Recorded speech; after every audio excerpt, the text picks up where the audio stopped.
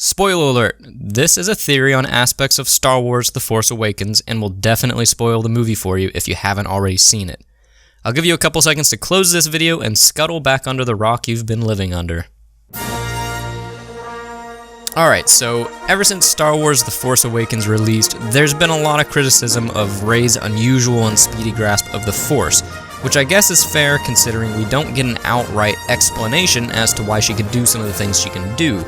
She buggers off Jakku in the Millennium Falcon, she resists Kylo Ren's Force powers, and then turns around and randomly uses Force powers to get a guard to let her out of confinement. Then the piece de resistance that people have really gotten chafed over is that she outfights Kylo Ren in a lightsaber battle, a weapon she's never used before, using Force powers that suddenly awaken. Oh, I get the name. Anyway, so I'm sure there's more in the movie that she does that people don't like, but let's move on from that. Why exactly can Rey do all of these things? Are her midichlorian levels over 9,000? Is it just lazy writing? Well, the main theory I keep seeing is that Rey is Luke's daughter, which would be stupid. Stupid? So stupid. I mean, yes, it would make sense as an explanation, but is that really all that clever? Absolutely not. The original trilogy was defined by the moment Darth Vader professed to Luke about their genetic link, and doing it again in this trilogy would be horseshit. I mean, they've already done it with Han and Kylo, which is one part of the movie that really burned me. I mean, come up with a new twist, you know? Here's an idea, let's make the seventh sense and have the twist end up being a guy who's already dead. People will love it. But I'll cut to the chase and tell you the explanation that would really make sense, to me at least, and be satisfying to an extent.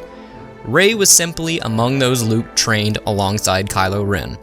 I'm actually a little stunned this hasn't been the most common explanation I've seen everywhere, since it seems like the movie spelled it out pretty decently.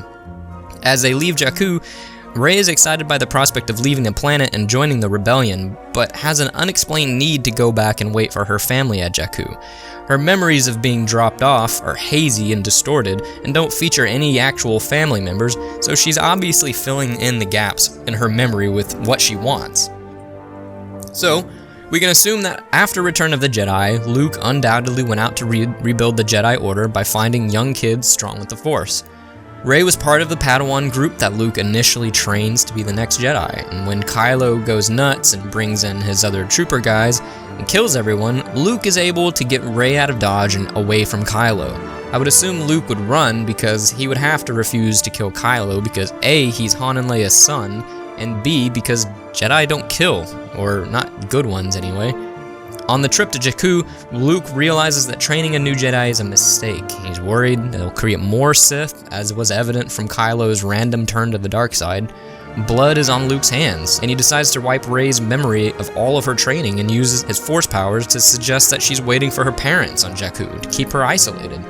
As the movie goes on, situations challenge Rey and her previous training emerge as instinct. She subconsciously uses the Force to escape Jakku in the Millennium Falcon, and realizes she can resist Kylo's interrogation, and has a hunch she can also influence the guard for reasons she didn't quite know herself.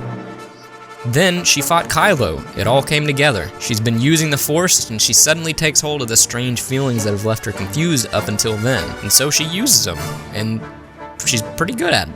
So that's it. Or it could be anyway. Maybe they really will just go with the cheap family bit again, but again, I think it would be really stupid. You would hope that the writers would try to take this trilogy into a different direction, although, you know, this first movie kind of was a bit of a parallel to A New Hope, so it could go either way. I don't know. Anyway, I hope you guys enjoyed this, and may the Force be with you.